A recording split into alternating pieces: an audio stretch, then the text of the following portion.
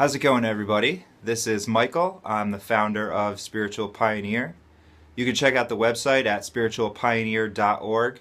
It's got a lot of really useful information and also some cool artwork, the sale of which will go towards building a sustainable art and yoga retreat.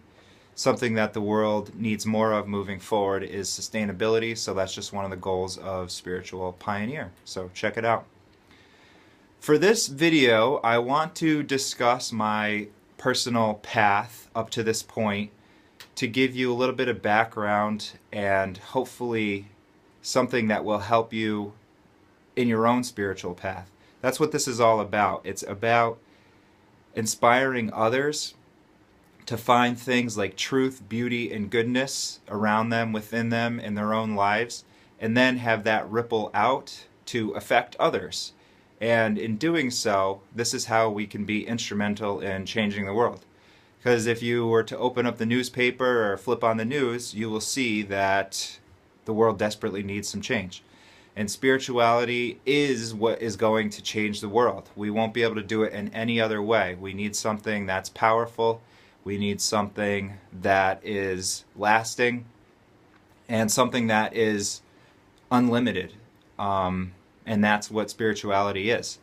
So this is about unity, not uniformity. This isn't any type of religion. Religion is a personal thing, and people are encouraged to have their own religions, to have their own ideas. You can remember this: it's the ideals about deity and divinity which are important, not the ideas. When I say deity and divinity, that is just a substitute for the word symbol God. I know that a lot of people have loaded meanings when they hear that word or any of these words that we discuss when talking about spirituality. But I want to encourage people to not bring their loaded definitions to these, to remain open-minded about what is possible and what is out there. Because a wise man or woman lives by what truth they can find today, wholly ready to call it falsehood tomorrow. So live by your truth, whatever it may be, today, but don't get stuck in it, don't crystallize it, don't dogmatize it. Be ready for the unfolding, because truth is a living thing, and as we grow in it and progress in it, it also progresses. So that's why don't close yourself off when we hear these word symbols. So instead of saying God, I say deity and divinity. That's just a little bit of an aside. So, my own personal spiritual path. I was not always a spiritual person. I was born in a household that was religious. Not overly religious, but we went to church, we went to Sunday school, and, I made a communion and all of that stuff, baptism and things like that. And I think that gave me a really good basis. It was important. It gave me a good groundwork for concepts like faith, for concepts like deity, divinity, the golden rule. We could best be served by serving others.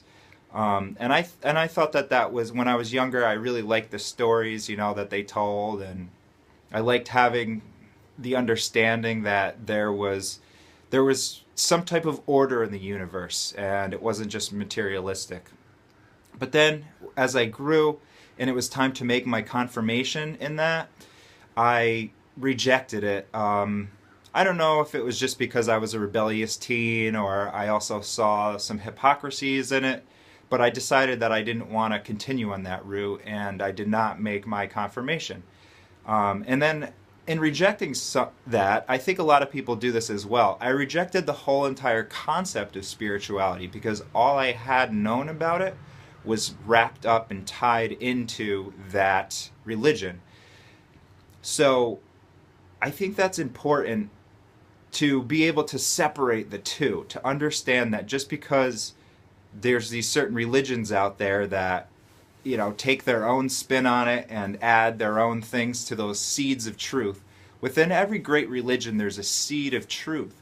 But unfortunately, it gets so enwrapped and enshrouded in dogma and rituals that it's hard to discern the original seed. So in discussing these concepts, it's important to delineate spirituality and one of man's religions, or any of them, because they can be two separate things. So I was not able to do that. So when I was a teenager, I was a staunch atheist, and I thought that people that believed in God were stupid, and I just rejected the whole thing entirely. In moving forward, I had quite an epiphany when I saw the movie What the Bleep Do We Know? If you haven't seen it, I encourage everybody to watch it. It gave me just a much more enlarged concept of spirituality, because there's kind of a new age vibe to it. If you watch the movie, you'll see Ramtha speak. She started the Ramtha School of Enlightenment, and she just gives a much broader idea of what God is, rather than, the religious aspect of it.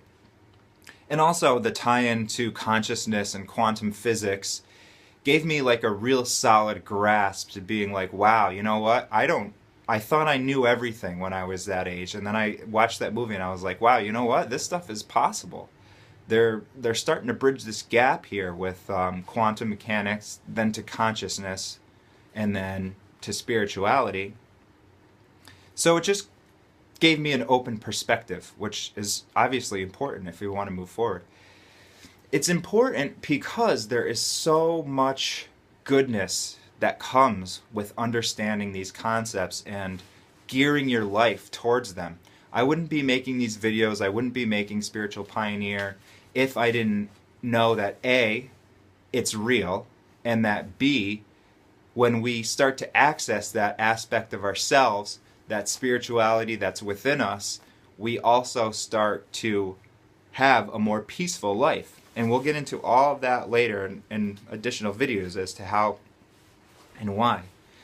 But back to my own path, I think that at around that point and around that time, one of my friends was very into Buddhism, and she would teach me about meditation and how, it's not really like a religion, it's more just, clearing the mind, sitting to meditate and seeing what comes, letting go of thoughts, letting go of preconceived notions.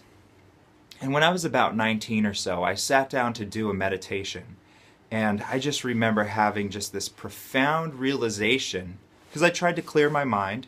I took the breaths, let my thought drift away, and I remember sitting there in that first meditation and being like, wow, I really don't know anything. How ignorant and stupid it is for me to come to this thinking that I know for a certainty that there's no such thing as God. That's just so small-minded. I don't know that. So that was a really big opening up for me to understand that I didn't know the answers. And there's a lot of good things that come with that. There's a humbleness, a humility, and then also there is an openness. So I was taught on my path that it goes from belief to faith to knowing. First you start believing, like, okay, there's got to be some reason for all this. It can't just all be random, mechanistic universe.